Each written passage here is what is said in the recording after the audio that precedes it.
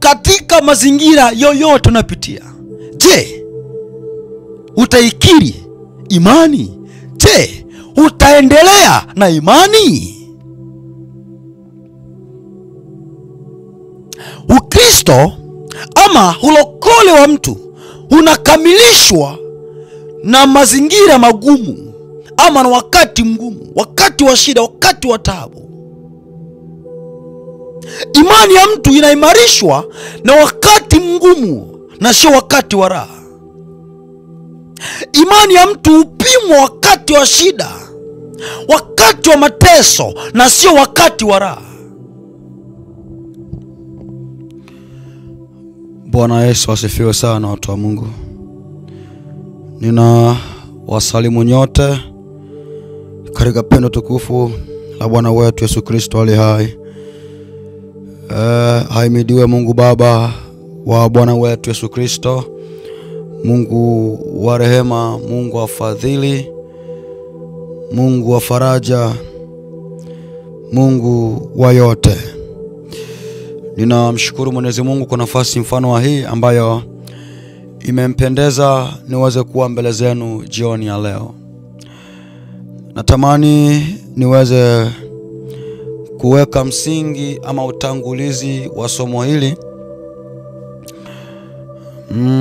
Nataka mnifuate kwa makini. Leo sitaongea sana maana ni utangulizi wa somo. Hivyo sitaongea mengi sana siku ya leo. Kabla kuendelea, tunaangalia mambo ambayo yanaendelea Tanzania kwa asilimia kubwa. Maandamano ya uchaguzi bado yanaendelea na kule vita ni vikali sana. Maandamano ndo kwanza yanapamba moto, vita ni vikali, manyumba yanaunguzwa na vingine vyote. Kwa hiyo Tanzania hakuna amani yoyote kwa muda mfano wa huu tulionao. Hakuna amani yoyote, na yeyote ambaye utapata nafasi ya maombi basi utawakumbuka ndugu zetu walioko Tanzania. Utawakumbuka ndugu zetu walioko Tanzania. Usijione kwamba uko salama sana kuliko wale ambao wamo katika dhiki zao. Hapana. Duniani kwa asilimia kubwa ambalo limemtokea mwingine kwa asilimia zote laweza likakupata na wewe usipokuwa makini ama usipokuwa muangalifu kwa ajili ya yote uyafanyayo. Kwa hiyo ukipata muda wote, saa yoyote, basi utawakumbuka ndugu zetu wa Tanzania, uwatie mikononi mwa Mungu ali hai ili Mungu aweze kutenda yaliyo yake. Mungu aweze kuwalinda katika yote ambayo yanaendelea kule Tanzania walipo. Hapana amani yoyote. Ni kweli tuko Marekani, huku kuna amani, ingawa sio amani kubwa, lakini ni kwa asilimia. Na hata kama uko salama, haina maana kwamba usiwaombee ama kuwasaidia wale ambao hawako salama eti kisa sio ndugu zako. Tukiwa ndani ya Kristo hakuna cha huyu ni kaka yangu wa damu, huyu sio. Tukiwa ndani ya Kristo sote ni mwili mmoja, sote ni wana wa mtu mmoja, baba mmoja. Kwa hivyo lazima tusaidiane kama wa Kristo, tusaidiane kama watu waliookoka, tuwe na huruma kama baba alivyo na huruma. Lakini bahati mbaya tumekuwa ni wa Kristo ambao tumekuwa na mioyo migumu sana kwa sababu tu ya bifu ya kidini, bifu ya kidhehebu na vingine vyote. Lakini Mungu ni mmoja, ubatizo mmoja, imani moja na vingine vyote. Kwa hiyo sisi ni ndugu ambao tunamwamini Mungu. Katika Kristo sote ni wamoja. Hakuna cha Myunani, Myahudi, na wengine wote, na sijui kabila huyu ni kabila fulani na vingine vyote. Hapana. Sote ni ndugu katika Kristo. Kwa hiyo mmoja akipata nafasi, akipata shida, lazima tumsaidie, tushiriki shida yake, tushiriki taabu yake. Tulie pamoja na wanaolia, sio wenzako wanalia wewe unacheka, wewe utakuwa ni mchawi sasa. Bwana asifiwe sana. Sio wenzako wanalia unaendelea kucheka, mimi nina furaha na ninakula, ninasherekea. Hata tu wao huko walie, mimi nina furaha na vingine vyote. Hapana. Hapana. Linalo mtukia mwingine kwa asilimia kubwa laweza likakutukia na wewe. Sasa nataka uwe na huruma. Walau hata kama hautakuwa msaada mkubwa kwa maisha yao, lakini walau tu maombi yako yatasaidia sana ukiwakumbuka walio katika dhiki na taabu zao. Maana leo kwao, kesho kwako. Hawajui shida itakupata lini. Na wanadamu, bahati nzuri, sote tunahitajiana kwa ajili ya kusaidiana kwa ajili ya baadhi ya vitu. So nadhani ambaye atakuwa na moyo wa huruma na moyo wa rehema na moyo wa upendo, basi atawakumbuka ndugu zetu wale wako Tanzania. Mungu azidi kuwasaidia sana, azidi kuwawezesha uko waliko katika maandamano walionayo. Maana ni wakati mgumu sana ambao wanakutana nao mpaka sasa. Ni kipindi cha uchaguzi, kwa hiyo lazima kuwepo mengi sana ambayo yataendelea kutokea na yanaendelea kutokea mpaka sasa. Wengine wanalia sijui tumtaki Mama Samia na vingine vyote. Lakini siko kwa sana. Nataka niingie kwenye somo hili fupi sana. Ni utangulizi leo. Nataka leo nitie utangulizi wa somo hili la mazingira yasikufanye uikane imani.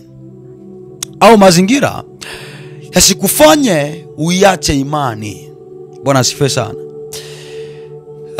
Sisi kanisani kwetu tunasoma ambalo linaendelea, linasema kwamba mazingira yasikufanye uachane na mapenzi ya Mungu. Leo nimekuja na somo ambalo linasema kwamba mazingira yasikufanye uikane imani, ama mazingira yasikufanye uiache imani. Na andiko kuu la somo hili ni Danieli 3, nikianzia kwenye 10, kianzia kwenye 15 hadi 21 pale.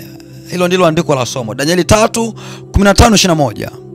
Hilo ndilo andiko ambalo tunakwenda nalo kwa somo hili la mazingira yasikufanye uikane imani. Biblia hii kuna matukio kadha wa kadha ambayo yamerekodiwa ama kuandikwa humu ili kuwa mifano kwetu. Nikisoma andiko la Wakorinto wa kwanza 10 nikianzia, hebu kwa nitafute andiko hili alafu tuangalie hapa moja kwa moja. Korinto wa kwanza, waraka wa kwanza Paulo kwa Korinto, kianzia kwenye 10 mstari wake wa kwanza pale. Maandiko yanasema hivi: ndugu, nataka mjue kwamba baba zetu wote walikuwa chini ya ulinzi wa lile wingu. Hebu tu nisome kwa tafsiri hii ambayo nimeizoea na ambayo ninaipenda kwa andiko hili. Korinto wa kwanza 11, nianzie pale. Kwa maana ndugu zangu, sipendi mkose kufahamu ya kuwa baba zetu walikuwa wote chini ya wingu, wote wakapita kati ya bahari, wote wakabatizwa wawe wa Musa katika wingu na katika bahari, wote wakala chakula kile cha roho, wote wakanywa kinywaji kile cha roho, kwa maana waliunywea mwamba wa roho uliowafuata, na mwamba ule ulikuwa ni Kristo. Lakini wengi sana katika wao Mungu hakupendezwa nao, maana waliangamizwa jangwani. Basi mambo hayo yalikuwa mifano kwetu, kusudi sisi kusudi sisi tusiwe watu wa kutamani mabaya kama wale walivyotamani, wala msiwaabudu sanamu kama wengine wao walivyokuwa, kama ilivyoandikwa, watu waliketi kula na kunywa, kisha wakasimama wacheze. Wala msifanye uasherati kama wengine wao walivyofanya, wakaanguka siku moja watu 23,000. Wala msimjaribu Bwana kama wengine wao walivyomjaribu, wakaharibiwa na nyoka. Wala msimnungunike kama wengine wao walivyonungunika, wakaharibiwa na mharabu. Basi mambo hayo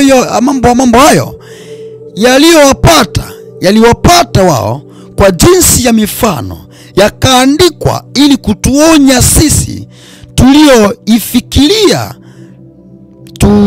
tuliofikiliwa na miisho ya zamani. Kwa hiyo anayejidhania kuwa amesimama na aangalie asianguke.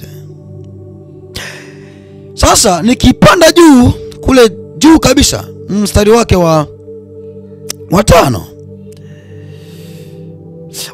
niende wa 6. Basi mambo hayo yalikuwa mifano kwetu, kusudi sisi tusiwe watu wa kutamani mabaya kama wale nao walivyotamani. Asilimia kubwa, kuna baadhi ya matukio kwenye Biblia ambayo yalirekodiwa ama kuandikwa ili kuwa mifano kwetu leo, ili kutupa mwangaza, ili kutuonya sisi kusudi tusiyafanye ambayo yametendeka ama yalitendwa na watu wale wakaangamia kwa hayo.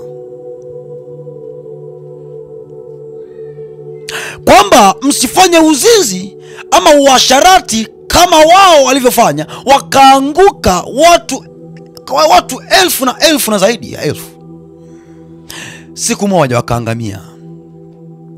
Kwa hiyo yote haya yaliandikwa kwa jinsi ya mifano ili kutuonya sisi wa leo. Kwa asilimia kubwa Biblia ndio dira, yani ndio map ambayo tunaifuata sisi. Usipofuata hii, utakuwa ni kama kipofu asiyejua wapi aendako. Kwa hiyo yote haya kwa asilimia zote yaliandikwa ili yawe kwa jinsi ya mifano, ili kutuonya sisi wa zamani hizi, ili kuepukana na mambo mabaya. Bwana asifiwe sana. Sasa leo nataka nianze somo hili. Nilianza somo hili kwa utangulizi mwingi sana, kwa ufupi mwingi sana. Nataka mnifuate kwa makini sana. Nitakwenda na somo hili kwa utaratibu mwingi sana, ili watu wa Mungu waweze kunifuata kwa makini. Mtu wa Mungu, nataka ujifunze kitu kupitia somo hili. Sitaki tuwe msikilizaji wa neno, lakini nataka unisikilize. Lakini pia nataka unisikilize, na baada ya kunisikiliza ulitendee kazi neno hili. Kwenye Biblia kuna watu ambao wameandikwa humu ili kutufunza sisi kwa leo.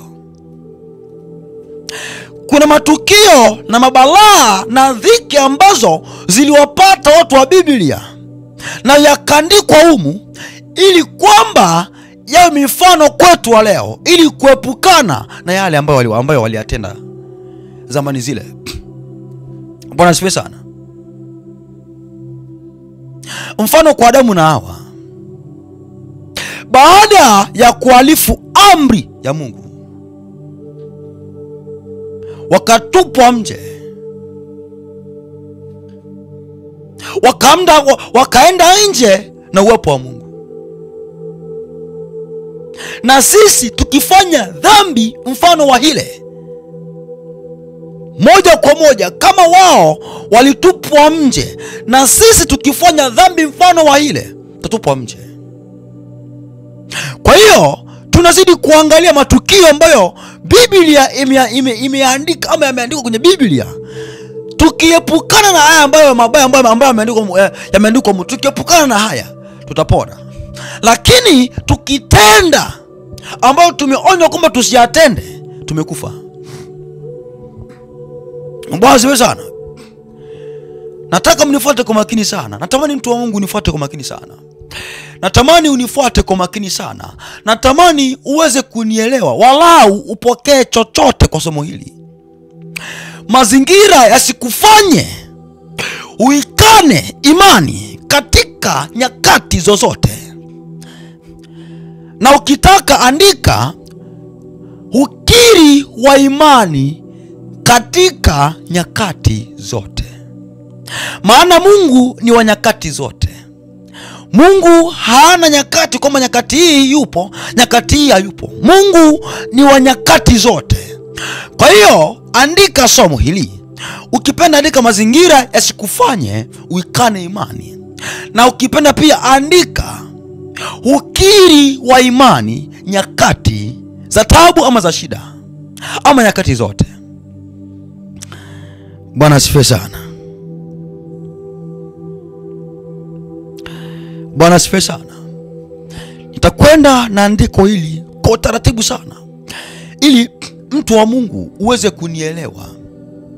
Najua, hebu kabla ya kuingia kwenye somo na kufungua maandiko, tuone kwanza nini maana ya mazingira. Nini maana ya mazingira? Mazingira ni jumla ya mambo yote yanayomzunguka mtu. Bwana asifiwe sana. Mazingira ni jumla ya mambo yote ambayo yanamzunguka mtu ama kiumbe kilicho hai.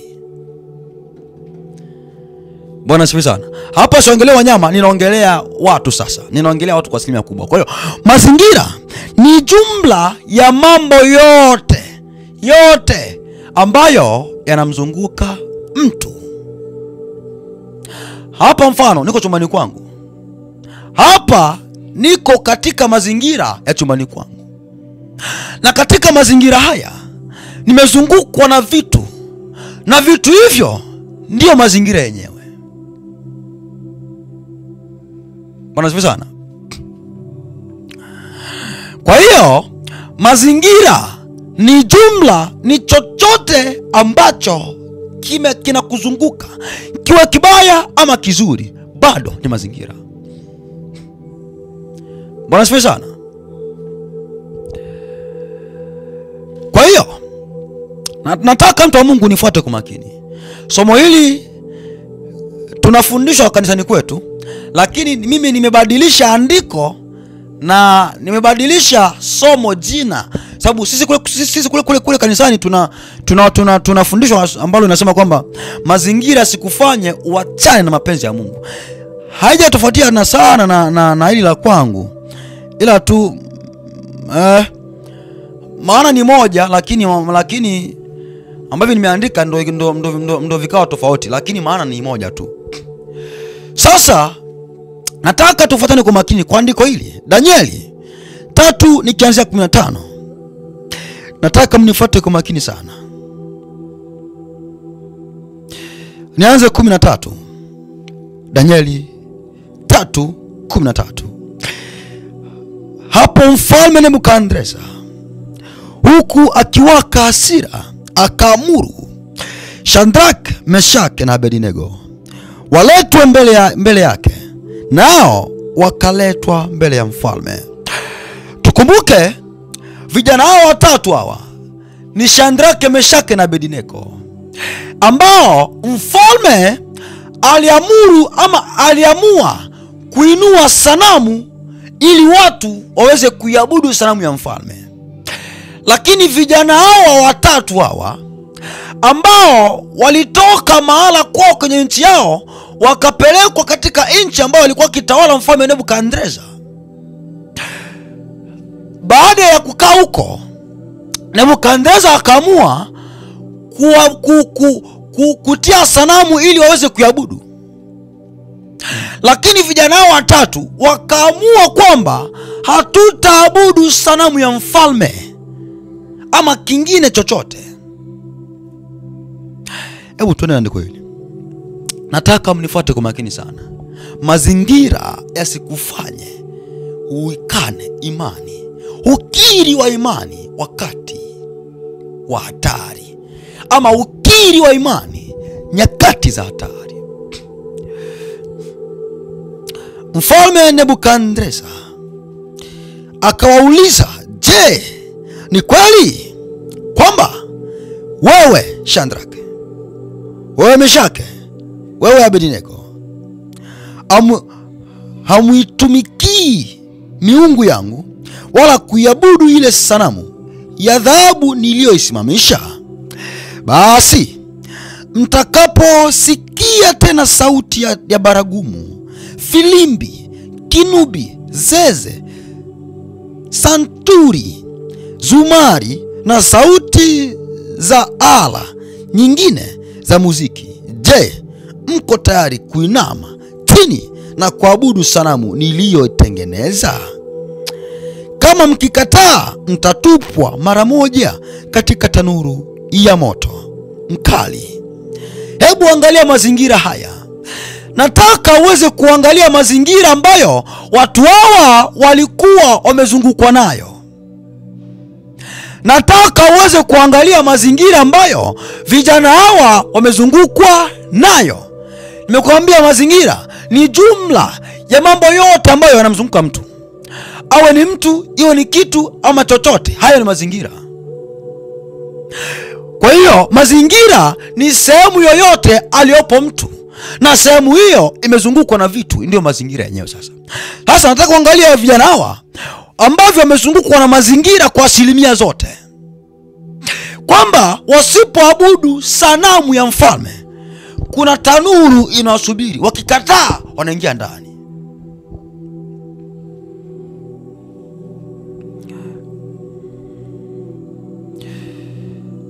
Mara moja katika tanuru ya moto mkali.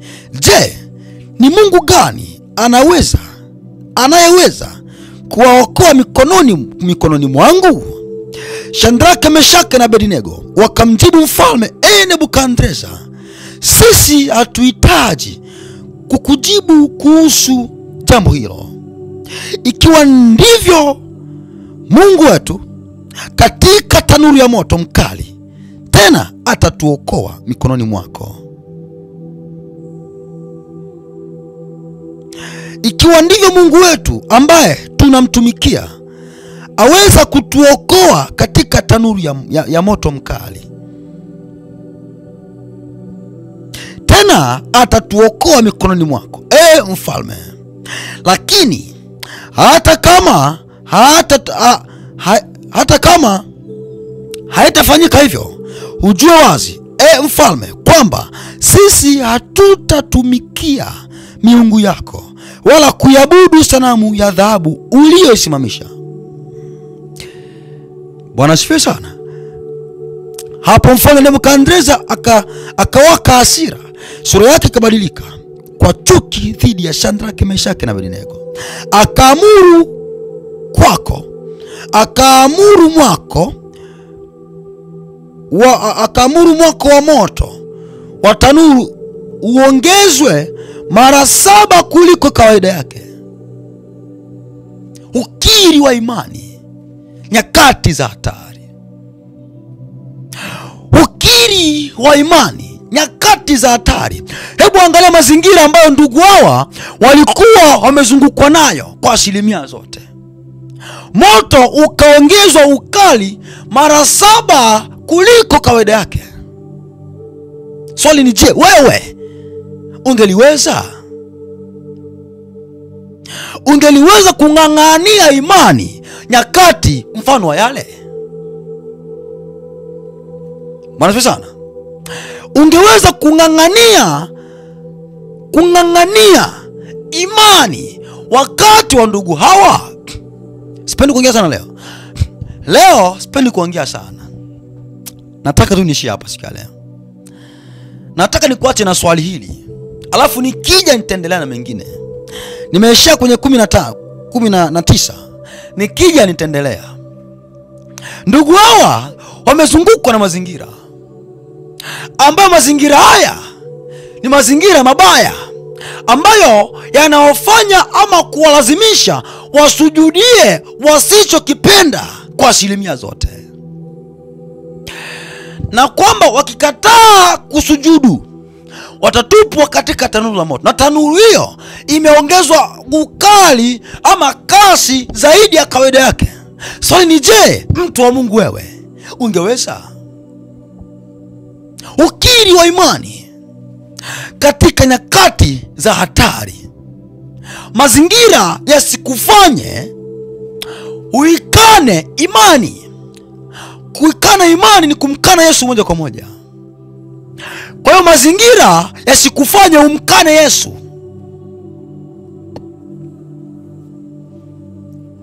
Bwana asifiwe sana.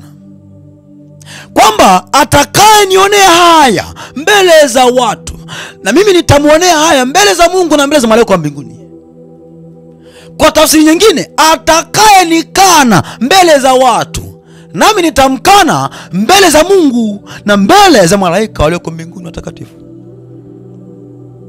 Kwa hiyo swali, je, wewe katika mazingira yoyote unapitia, je, utaikiri imani? Je, utaendelea na imani?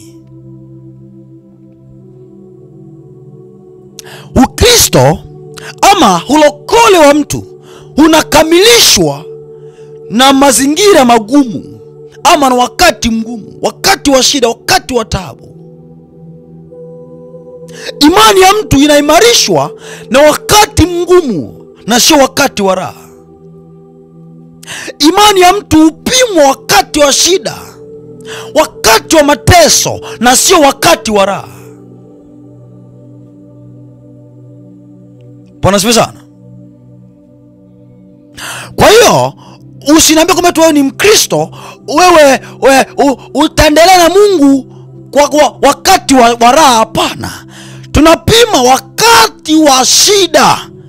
Ukikufikiria wakati wa shida, je, utaendelea na Mungu? Ukifiwa, je, utaendelea? Taabu ikikujia, tauni zikikujia, shida zikikujia, je, utaendelea na Mungu? Ndio swali liliopo hiyo. Je, utaikiri imani ukifiwa na mama? Je, utakiri imani ukifiwa na mke, mume wa mtoto? Bwana asifiwe sana watu wa Mungu.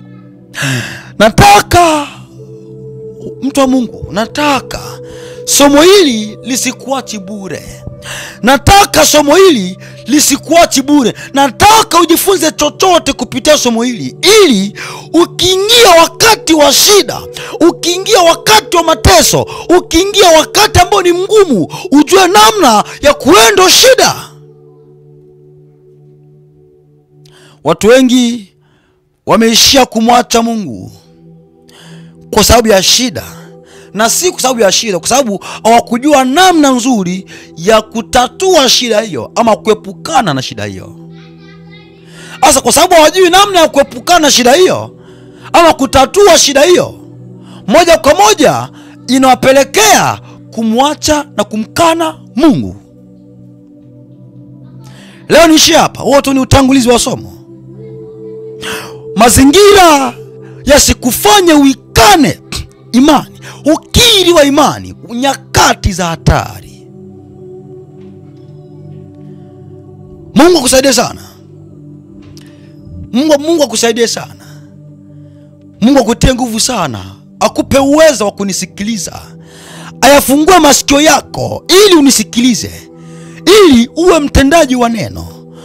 Usilidharau neno, bali ulitendee kazi neno. Tunaishi wakati wa hatari, tunaishi wakati mgumu ambao mtu wa Mungu usipojiangalia kwa asilimia zote utakuja kumwacha Mungu pasina kuelewa, pasina kujua. Kwa hiyo nataka mtu wa Mungu uweze kuimarika. Angalia mazingira ulionayo, angalia mazingira yanayokuzunguka. Ni mazingira yapi? Umezungukwa na kitu gani? Umezungukwa na nini? Una marafiki gani? Una watu gani ambao unatembea nao? Na je, mnafanya nini na watu wao? Mazingira yasikufanye uikane imani. Mazingira yasikufanye umkane Yesu. Neema na amani ziwe nawe. ni sauti ya mtu aliye na uchungu moyoni, akisema, tengenezeni njia zenu na matendo yenu. Yesu mhukumu wa haki yu karibu ya kuja kumlipa kila mmoja sawa sawa na matendo yake.